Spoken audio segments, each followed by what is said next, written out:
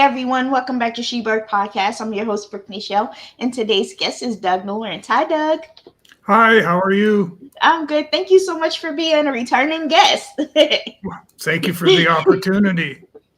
So, can you tell my listeners, can you share with us a pivotal moment that sparked your passion for mentoring and helping others achieve their potential? So I think it goes back to the time frame when I was job coaching university and college students, and the relationship that I had with them kind of morphed itself from one of job coaching to one that um, was mentoring. So they would come across something in the workforce and they weren't sure how to deal with it, so they would call Doug, of course, and Um, so then I'd ask a bunch of questions to guide them through to figure out how they're going to deal with it. And it ended up that what happened was I got referral after referral after referral, and I realized that there was something there. So I did some market research and consequently learned a little bit more about what mentoring actually was all about. And having witnessed the impact that it had on the people that I was working with, Mhm. um, helped me decide or helped me formulate that here's something and I need to sort of run with this and see where it goes. Oh, okay. So, do you need, this is one of the questions that's out of my questions, but do you need like a certificate or anything to mentor people, or can you just get into mentoring? You can, okay, so the best thing that I can suggest is that you should, there's no shoulds in life, so you need to have some sort of training of of some nature, only because it gives you the basics of the mentoring process and concepts and outcomes and all those sorts of things. Mhm. So uh, having or getting some training, does it need to be something that is certification based? Ideally yes, but doesn't have to be. That Mhm. you can you can get desired results without going through a certification process. And I've done both. I've recommended either or both to clients that I've worked with. Oh, okay. Nice. So, as an author, what inspired you to write your first book, and how did you decide which message you would share with your readers? I have to blame this on my best friend, Jim McKillop. Now, Jim and I, we went through RCMP training together and we graduated and we kind of went our own ways and stuff. But what Jim did was Jim, every morning, he would write a motivational message and send it to his children. Oh, And he accumulated these motivational messages over a period of time. And somebody came to him and said, "You should turn this into a book." ah, And so that's what Jim did. Was he that was the creation of Notes from Papa. What a oh, catch, what a catchy. So Jim said, "Doug, you've written all these blog articles on mentoring and mentoring process and the benefits of mentoring and stuff. Why don't you turn all of those into a book?" And so that was the idea behind the gift of mentoring, which was my first book. And it was targeting, it was sort of a mentoring 101 is the best way to describe it. So it was the basics, the fundamentals, all the things that you needed to know to get into mentoring and stuff like that. And and so that's how I got started with that. And then book number two came along, and it was similar sort of thing where I had people that said you should write a book about mentoring and mental health and mhm. that sort of thing. And so did some research, and anyhow, consequently, that was how that one came to be. Oh, okay. So let me ask you a question. Okay, so I know that some people, when they do books on mental health, they also have mental health, I wouldn't say issues, but mental health. I'm trying to figure out how to word it, like mental health. Challenges? Yeah, challenges. Good word. So, do you have any like that you would like So, to share? yeah, as a result of my service with the Royal Canadian Mounted Police and having been involved in some very traumatic situations, I ended up with post-traumatic stress. Mm-hmm. And I've been able to, using coping skills and so on and so forth, I've been able to manage it and keep it under control. But I was thrown a curveball, which wasn't part of the game plan, which was my wife ended up with cancer and passed away in 2021. So then I'm still am, I was then dealing with grief and having to go through the grieving process. And what was challenging was I was still supporting others while I was supporting myself. I want to say sorry for your loss. I'm also going through that with my uncle. He has terminal pancreatic cancer, so he's not doing too good. So every day I'll send him text messages, supporting him and saying I love you and stuff like that. So I definitely understand what you're going through. So, how did you transition from a successful career to becoming a full-time speaker and mentor? Like, what challenges did you face along the way? So,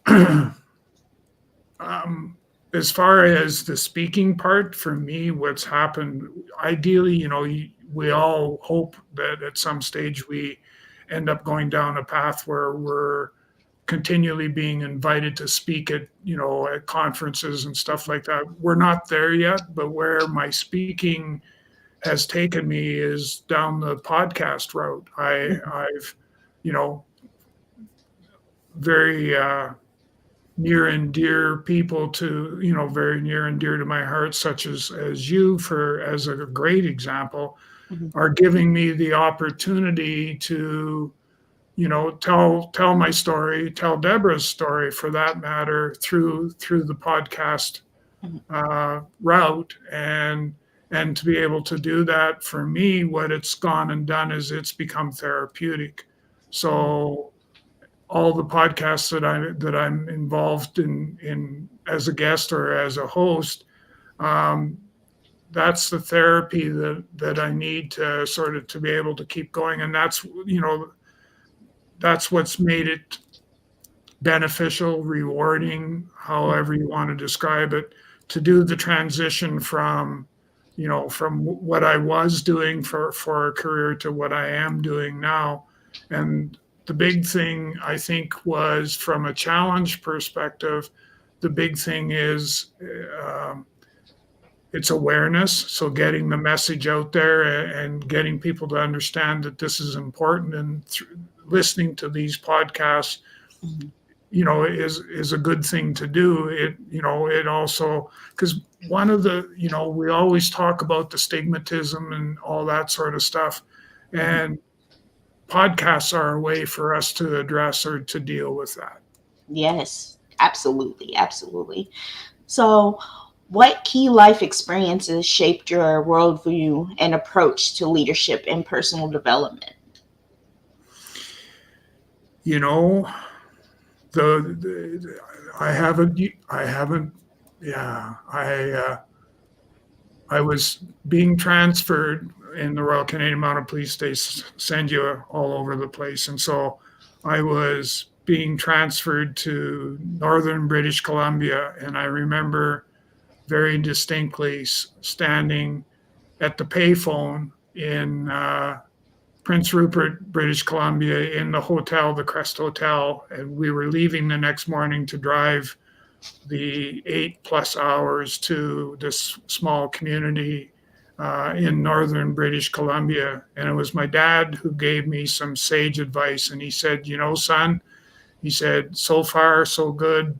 But he said, you're going to encounter, work with, be supervised, led by a number of different people. And he said, the challenge you have is you need to be able to determine what's going to work for you. And also what you need to be able to do is, what are the good things? So who is it that demonstrates the leadership skills, talents, all of those things that you want to be able to emulate, and who doesn't? And what you need to do is to throw the ones who don't emulate, you throw their concepts out the window, and you embrace the leadership techniques Mhm. and the leadership capabilities of the person that emulates what it is you want. So that's what that's what actually started me on the leadership path, and that's what started me in determining,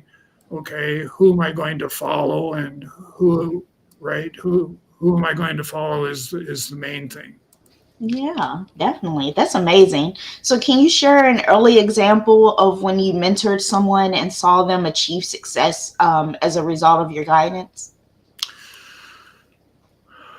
Yes, many examples. One that sort of stands out is that I got transferred to a small place in the Northwest Territories, and I was sort of forewarned that I had a couple individuals who were going to need some guidance, and I ended up getting there and working with this one young lad, and he was he was a diamond in the rough. He needed a lot of polish and a lot of guidance.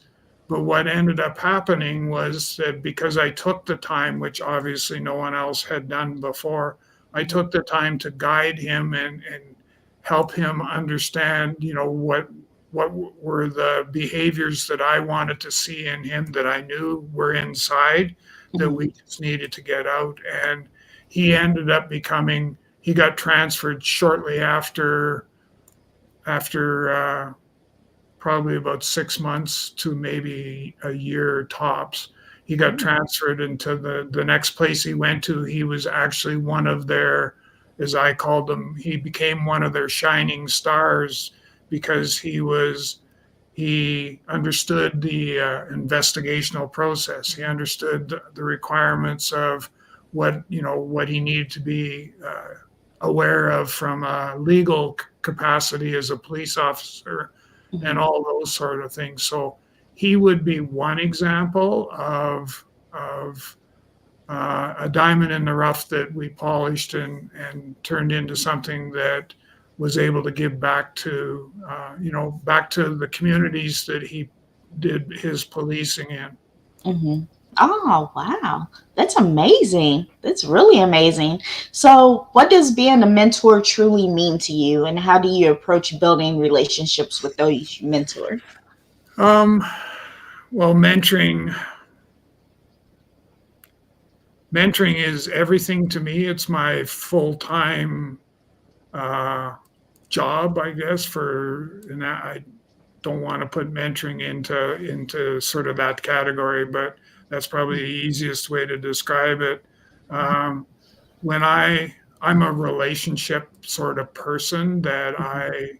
I need. It's been relationships that have helped me get through the grief that I deal with. Yes. So that part's been, certainly been a good thing. What I like to be able to do is I want to create a safe place for us to have a conversation. And Mhm. that way, there we can, because it's a safe place and we feel comfortable sharing how we feel and all those sorts of things. Mhm. Because we're able to do that, that just, the outcomes are a lot more positive, Mhm. and are you're able to deal with things. So for me, it's all about building that trusted relationship Mhm. with the person that I'm working with, and through building the trust, creating that safe place for a conversation to take place. Yes, that's amazing that you said that, because I believe that mentorship is a really great career because it can help other people who, let's say, don't have anyone to talk to. Like, for example, me, I don't really have anybody to talk to. So I do go to mentors for that help. So hopefully my listeners come to you for their mentor helps, hopefully. Well, and you know what's interesting, I actually, it was Simon Sinek. I saw one of his clips, and I'm just going to check. He had said that all you need is 8 minutes, and he told a story of how he didn't help somebody, or he wasn't in a position to help somebody. I think it was more he just didn't take the time to do that. And he came to realize that actually all you need is, you just need to be able to give somebody 8 minutes of your time during the Yes. course of the day. And that may be all that they need. Yes. Yes. So how did you tailor your mentorship style to meet the unique needs and challenges of each individual?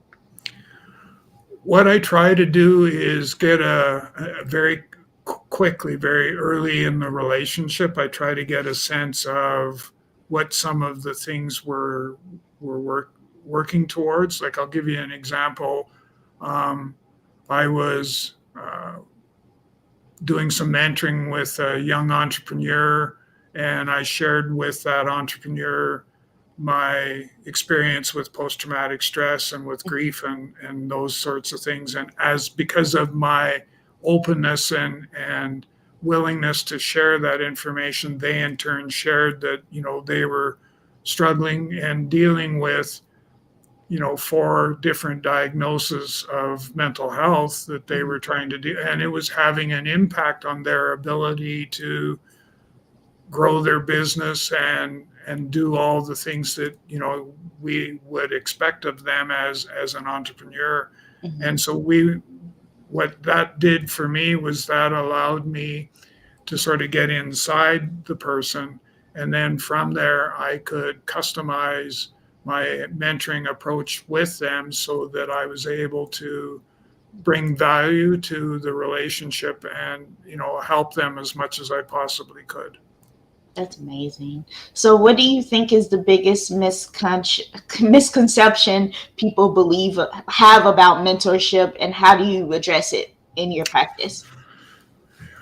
You know, there's a couple, but the one that's kind of stands out above all the others was when you take a look at the mentoring. So mentoring is a two-way trusted relationship where both the mentor and the mentee learn and grow together, you know, Mhm. on a personal and professional basis. And what's happened is that mentoring, as we know it today, um, is very career development focused. Mhm. And and what we're not looking at is, we're not looking at the personal growth. So self-esteem, self-confidence, self-worth, all of the selves, as I call them, we're not we're not spending as much time understanding what those are all about, Mhm.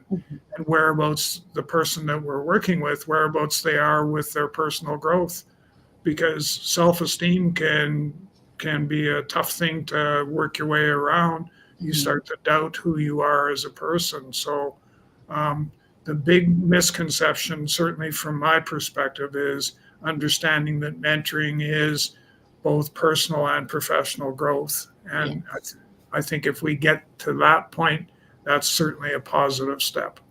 Yes. So, have you like have you had like clients, or yeah, clients who have had issues getting to that point, like problems? To dealing with the personal growth, Hmm. Yes. yeah. I had one individual that was being mentored by somebody else, and there was no connection. They weren't being able to connect, and so they asked if I would see what I could do to help this individual. And what I ended up doing was very early, like right at the first meeting, I could tell that there was something that wasn't quite right. Hmm. And so all I did was I simply said, you know what, let's give this a try. And here's what I want you to do. I want you to, you know, put some yellow Post-it notes on your bathroom mirror. Hmm. and those post-it notes are going to say, I am a good person, and Yes. I can achieve great results today and every day. And and and and for me as the mentor to be able to say, I believe in you and I believe in your capability.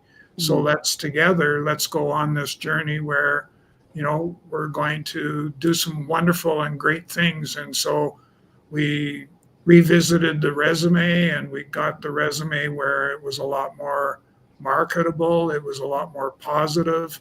And long story short, she ended up getting a number of interviews and ended up getting a job.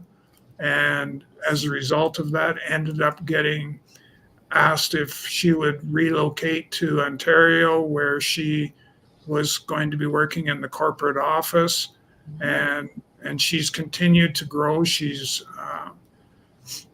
got married here probably about a year ago, and Yes. she's doing just great things. That's amazing. Wow. So, how did you handle moments when your mentees face setbacks or doubts in their journey? Like, what advice did you give them? The big thing, as a mentor, the most important thing you need to be able to do is you need to let them know that you care. Hmm. You Yes. care, and that, we're going to get through this together. And I know you're capable of a lot more stuff. Hmm. So let's pick one or two of those, and let's focus on that for the next couple, weeks, and then we'll pick something else we're going to work on after that. Yes, that's amazing. So, from your experience, what is the most important qualities of an effective mentor? The ability to build that trusted relationship would be number one. Number two would be the ability to be able to create safe places for conversations to take place. Hmm. Number three would be the ability to understand that mentoring can and does go beyond the career development Hmm. aspect. Yes. So you need to understand that,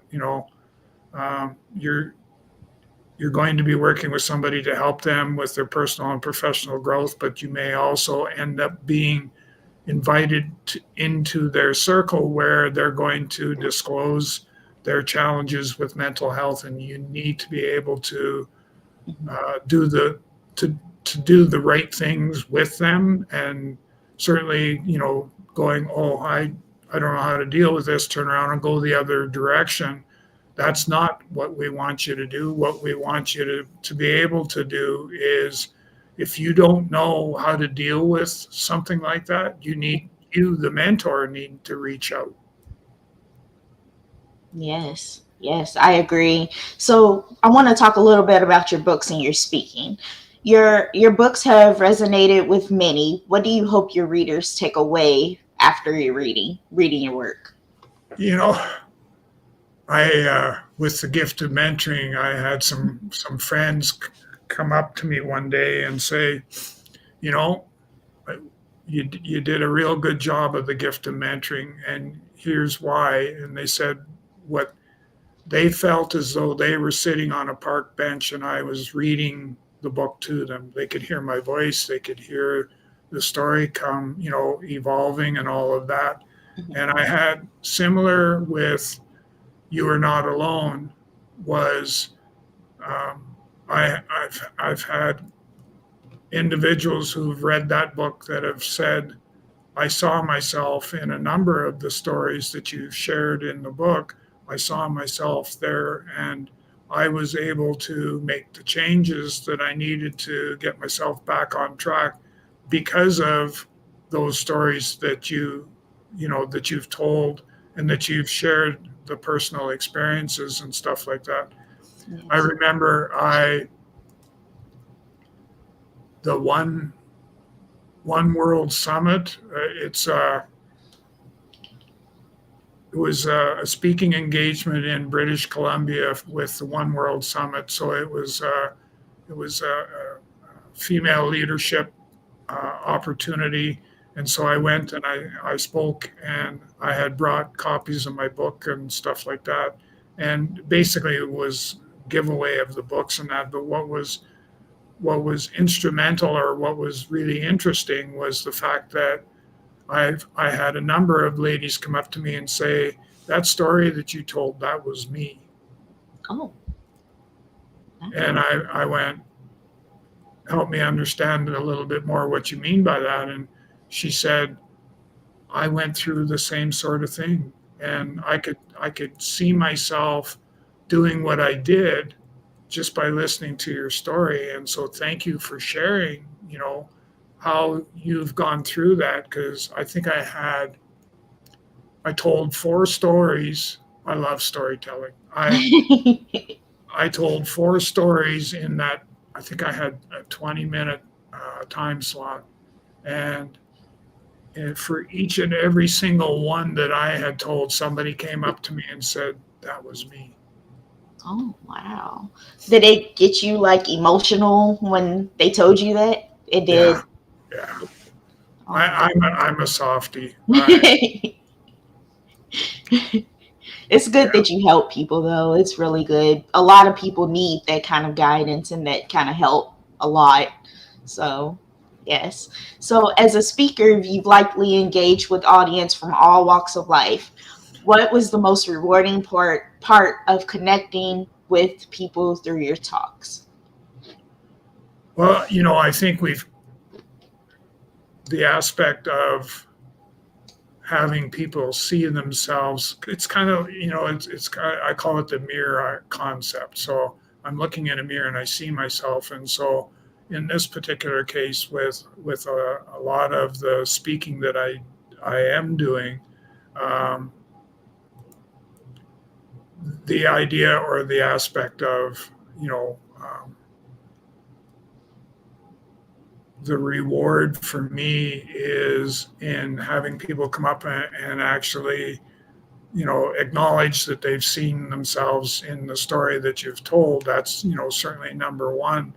And that they take away, there'll be some takeaways that they're going to walk away from the presentation or the speaking engagement.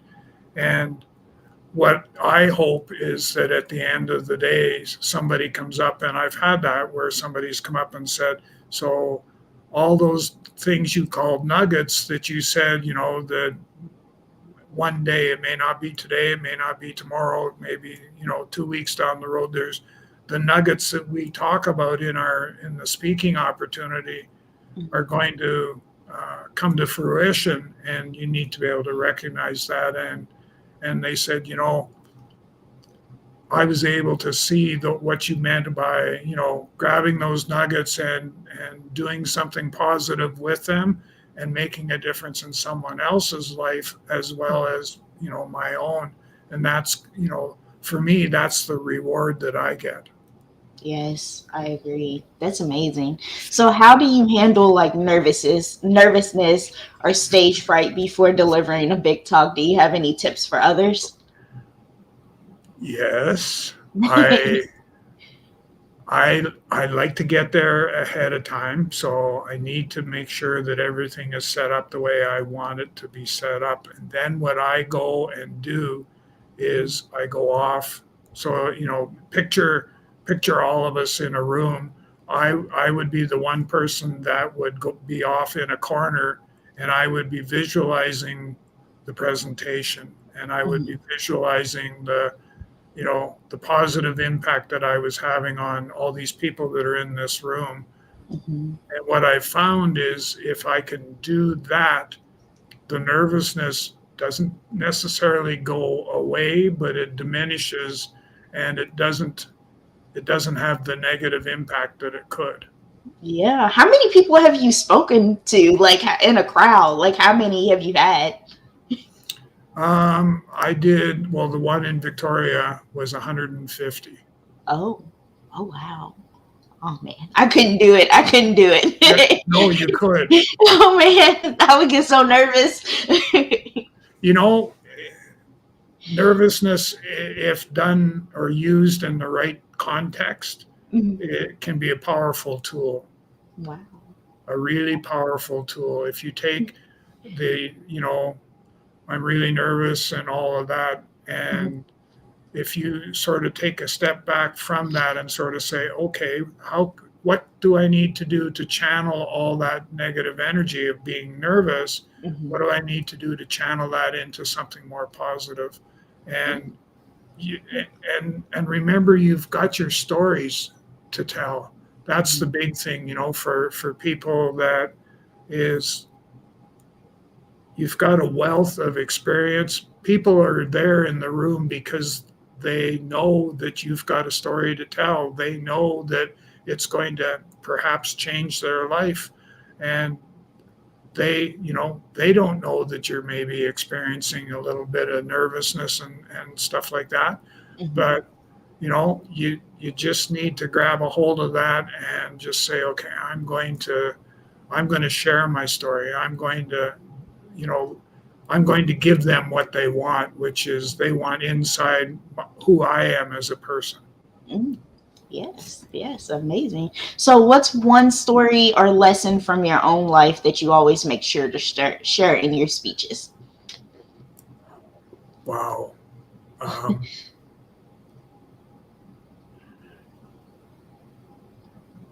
the I I guess there's one.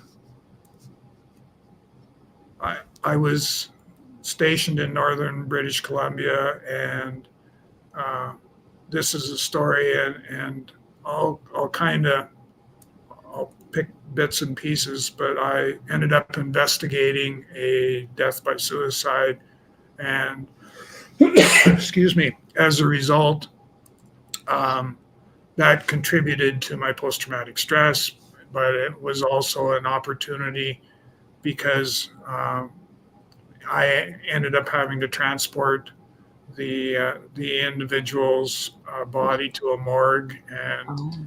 I ended up, ironically, that was we were I was in the same community as my wife to be, and she got volunteered, so to speak, to go with me because we had to go. It was an 8-hour road trip to the closest morgue. It was 40 below. It was gravel roads.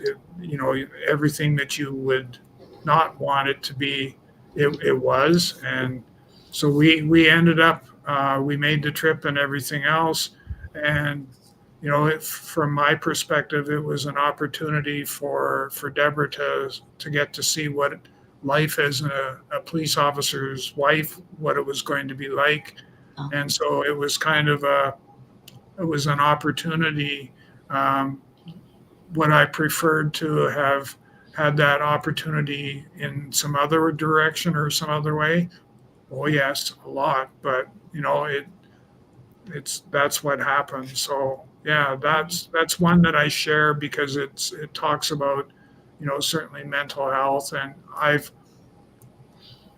in the interests of not wanting to drag the story out, I've cut out bits and pieces, and I do that from time to time where I may not tell the whole story, but I'll tell some. Like it ended up where um, my coping mechanism for dealing with uh, post-traumatic stress and dealing with trauma and all that was a 26-ounce bottle of Scotch whiskey, and Oh. I would come home and go to my liquor cabinet and grab the bottle of whiskey, and I would drink that bottle of whiskey thinking that that was going to solve Mhm.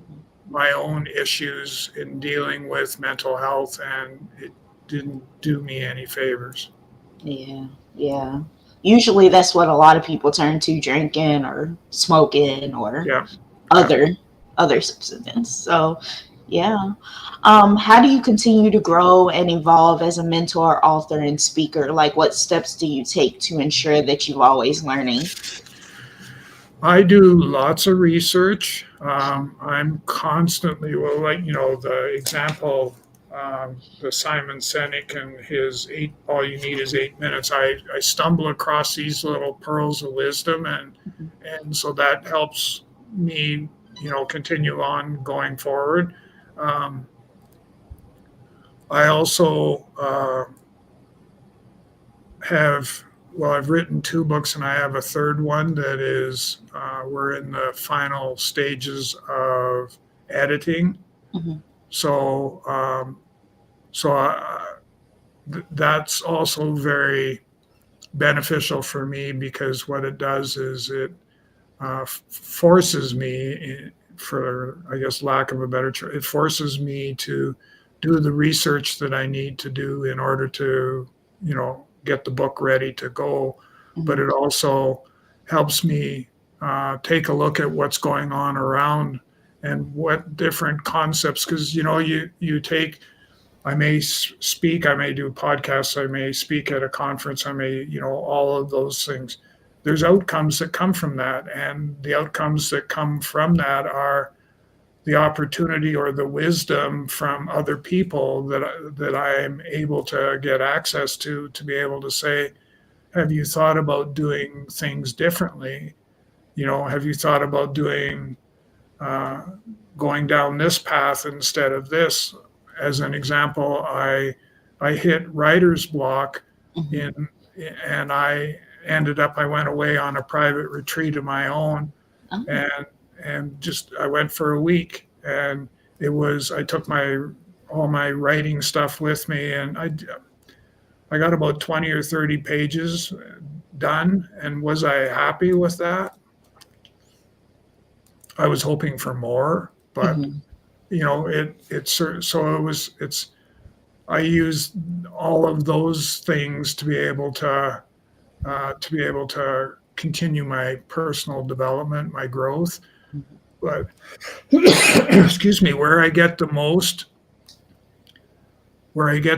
biggest amount of growth is from the mentoring that I do with people. So if you Mhm. and I were in a mentoring relationship, every time we meet and we talk and all of those things, I learn something new with each mentoring opportunity.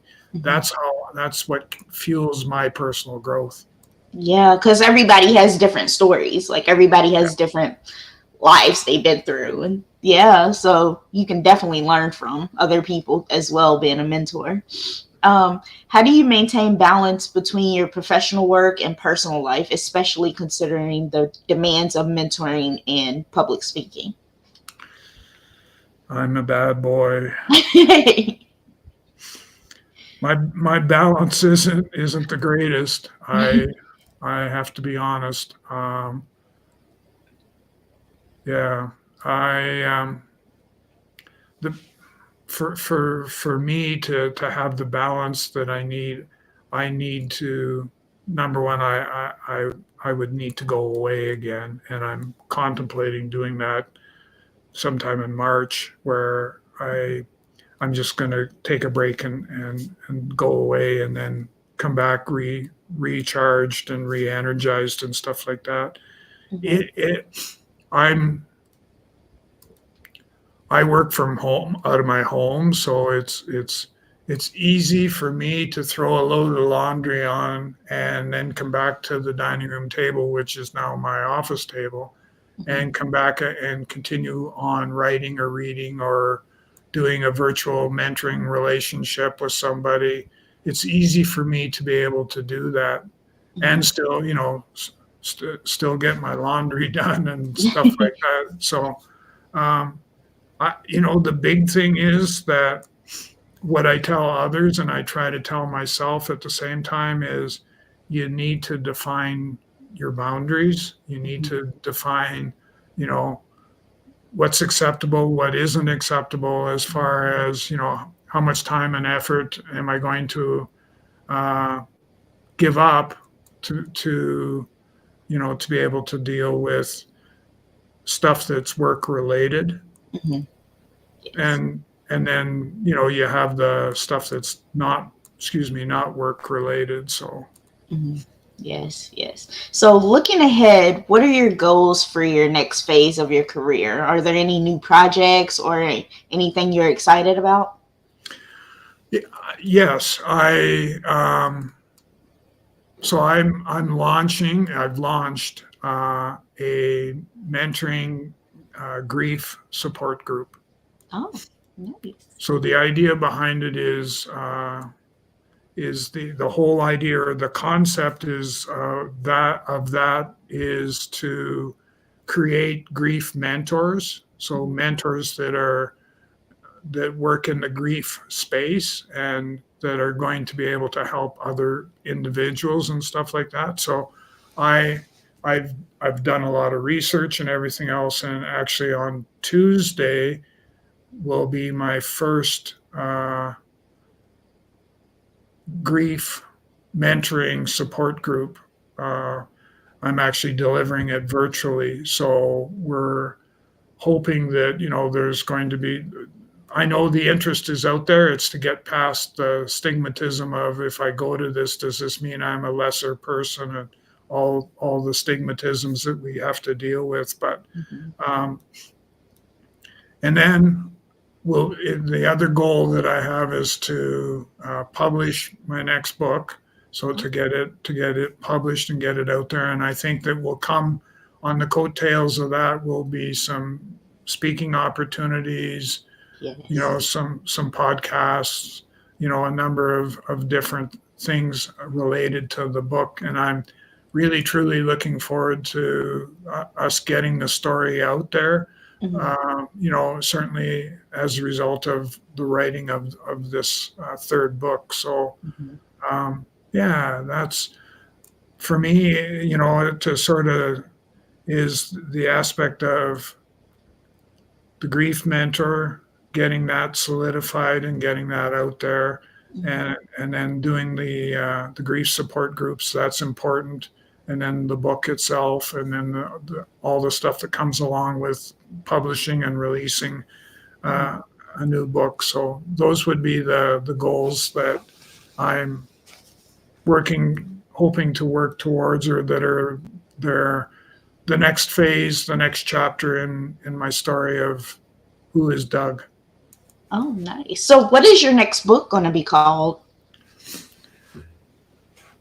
Or can you give that away yet? It's Grief, the Silent Pandemic. Oh, okay. Okay. I like that. I like that. And when does it come out, or do you have any plans when it comes out, or any dates or anything? We're targeting right now. We're targeting April. April. Okay. I'll keep on lookout for that. I definitely Yeah, am. I definitely am. So, my last and final question before I let you go: what legacy do you hope to leave behind through your mentorship, your books, your speaking engagements? How would you like to be remembered by those you've helped? I kind of goes with sort of my I,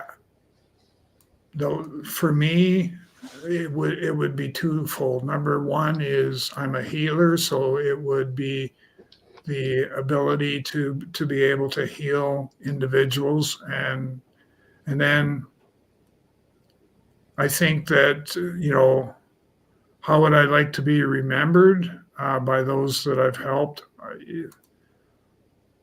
I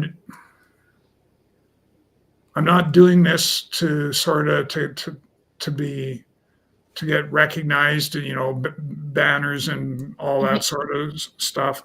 I'm doing it because there's a need to do that, and for me, what that means is that uh, as long as every day I can put both feet on the floor and jump out of bed, excited, energized, and charged that today I'm going to make the difference in someone else's life, and maybe one person, maybe two people, it may be an organization, but I'm going to be able to make that difference.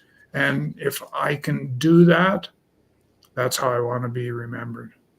That's amazing. That's amazing. I want to thank you so much, Doug, for being a guest on my podcast today and telling your story and speaking about mentorship.